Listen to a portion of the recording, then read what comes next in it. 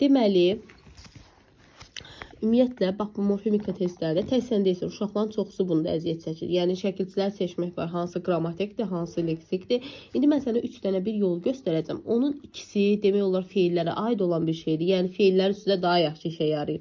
Biri, amma sual vermək yöntəmi ilə tapa bilərsən şəkilçilər. Məsəl üçün, dəftərini ver.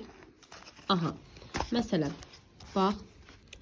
Birinci qayda nədir? Birinci qayda ma-mə qaydasıdır. Ma 2 variantdır.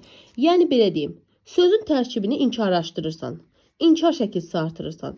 İnkar şəkilçilərlə əvvəl gələn bütün şəkilçilər leksik olur, sonra gələn bütün şəkilçilər qrammatik. Məsəl üçün, gəl baxaq. Aydınlaşdırdıq. Yazaq bura. Elə testdən götürdük. Baxaq. Aydınlaşdırdık. Bunu inkarlaşdıraq. Ma artıraq. Artır görüm. Aydınlaşdırmadık. Artırdıq mı? İndi bunu təhlil edək. Sözün kökü nədir? Aydın. Aydın. Aydınlaş. Aydınlaşdır. Aydınlaşdırma heç qalsın. Aydınlaşdırdı. Üzdüm. Dık. Çoşdum. 2 leksik, 2 qrammatik. Baxaq. D variantı 17. İndi gəl düzgün cavaba baxaq burada. Görək hansıdır.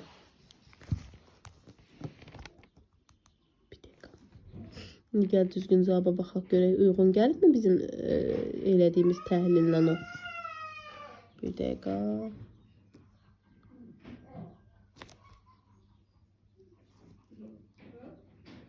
Bunun cavabları var arxasında. Allah ilə olmasa yaxşıdır.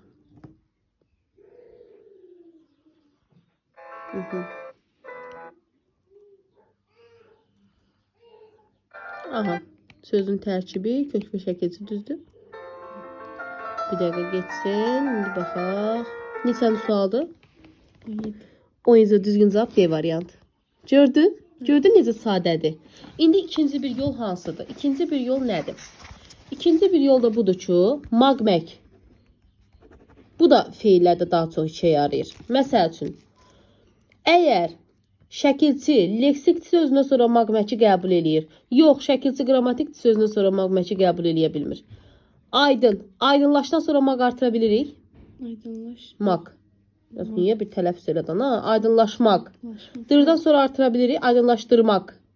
Qəbul eləyirlərmi? Deməli, leksikdirlər. Aydınlaşdırdı. Dıdan sonra mag artıra bilirsən? Aydınlaşdırmaq. Dımaq. Olmur. Aydınlaşdırdıqdan sonra mag artıra bilirsən? Dıqmaq. Olmur. Gördün? Əgər, bir də başa salıram sənə. Sözü inkarlaşdırırıq. Birinci qayda budur. Sözü inkarlaşdırırıq.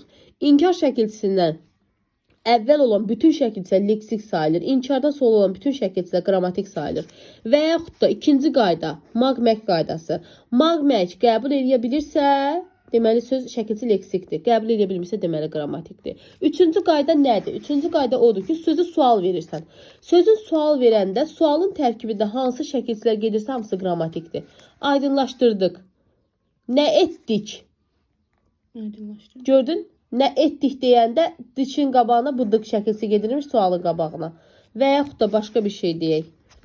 Məsəl üçün, geyindirilmişdir. Nə etmişdir? Mışdır gedirmi? Sual verəndə. Deməli, avtomatik olaraq burada nədir? İkisi qrammatikdir. Yəni, qrammatik şəkilçilər sözə sual verəndə sual, belə deyim, sual əvəzliyinin yanında işlənirlər. Bax, belə. Yəni, bu üç qayda ən super, ən sadə qaydalardır. Sən, yəni, bunlarla bir yerdə onu rahat şəkildə tapa bilərsən.